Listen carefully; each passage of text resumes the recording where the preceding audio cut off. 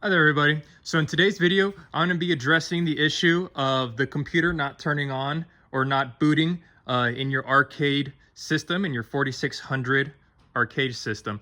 Now, this is a upright machine, but the inside components are going to be the same as if you have a lift up or a 22-inch 4600 system.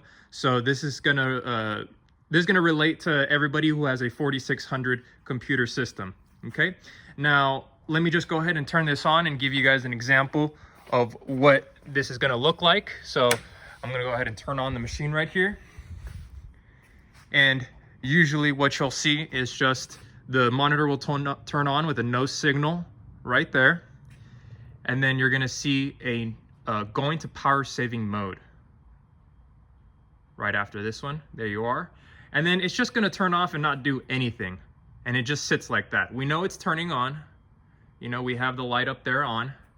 And the next step after this is that you want to check the inside of the arcade machine. So if you're on a lift up, that's going to be on the other side of the control panels on the back door. So you might have to move it away against the wall in order to get in here. But yeah, on your lift up, this is the door where you'll have the audio control on the upright. So up here. But right, so let's take a look at the computer, and as we can tell, the computer is on. The fan is spinning right here, as we can see. It's spinning no problem. We have components turning on connected to the computer. So the computer is turning on, but we're getting no video at all. You've already gone ahead and checked the VGA, you made sure everything is connected securely, and it's just not turning on. In this case, the computer is going to need something that we call a RAM reset. And that's where you take out the RAM card on the motherboard and you reset it. So let's just go ahead and turn this off, and I'll walk you guys through that right now. So over here, I've gone ahead and set up a test bench so that way you guys can see a little bit more clearly what I'm talking about. So over here is the computer board, which is going to be mounted on the inside wall. And so you might want to remove the SSD drive. You know, it's just stuck on there with a little bit of double-sided tape. So we're going to go ahead and put that off to the side. And what you want to do, using a Phillips head screwdriver, you want to remove the 5 screws that are holding on this black panel onto the computer board. So as you can see in here, we have them surrounded right there. So you just want to go ahead and take off all 5.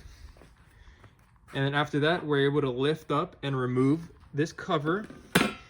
And as you can see, you're able to see everything around the fan. And what we want to find is this RAM card right here. It's going to be right above your fan.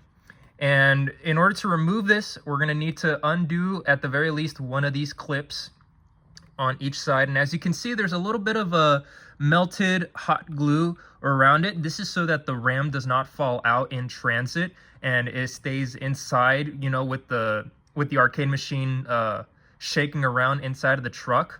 But this is really easy to undo. You're not going to break anything. So using something like a flathead screwdriver, something like this, or even, you know, like a razor blade, something thin, something, if you're not comfortable using a razor blade, you know, just go ahead and put that aside and use something like a flathead screwdriver.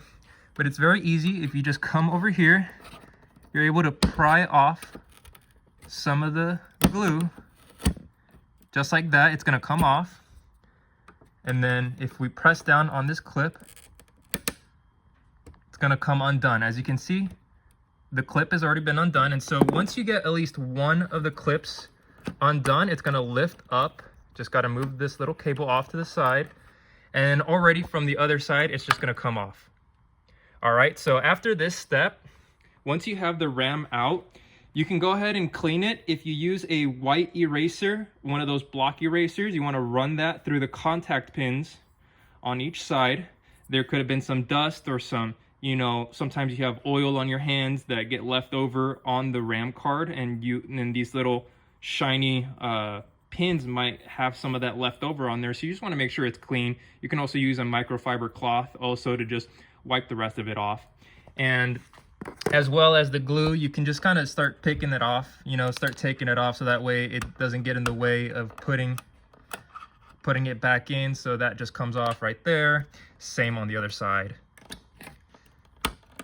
So yeah, that came off pretty much just pops off. It's just melted plastic molding around it, so that way it keeps it in place. And so we can go ahead and try the original slot, but as you can see, you have another one right next to it, and we can actually go ahead and use that one as well. You just got to make sure you know which is the short side. You have that little indent right there, and that's going to line up with the slot. And so we're going to go ahead and open up both slots right here, both clips on each side. I'm going to push it in down, and you're going to hear that click. And that as well, you're going to hear both clicks, and then we also want to come in on each side, secure that in there. And as you can see, we've taken out the ram and we put it back in. We changed it to slots, but they're going to work the same. And so now I'm just going to go ahead and test this out. I'm going to go ahead and grab this cord, and we're going to see if we're going to get the machine to boot. So I'm going to go ahead and plug this in.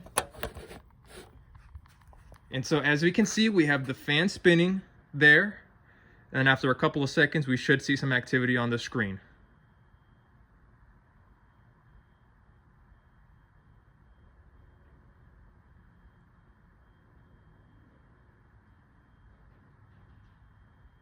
Couple of seconds.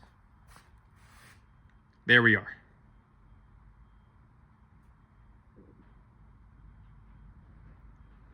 So yeah, this is most common if you leave the machine for a little bit too long without turning it on. If you keep it like that, some dust may get into the little slot right there where the RAM is, but that's not an issue. Just go ahead and go through this process. Take the RAM card out, and you could either put it back on the same one, or in this instance, I changed it to the next slot over just to show that it works, pretty much the exact same way. And yeah, going through this, you should be able to get your machine to boot up, no problem. If you guys have any questions and concerns, or this is just not working for you, please contact us and let us know, okay? Thank you and have a great day.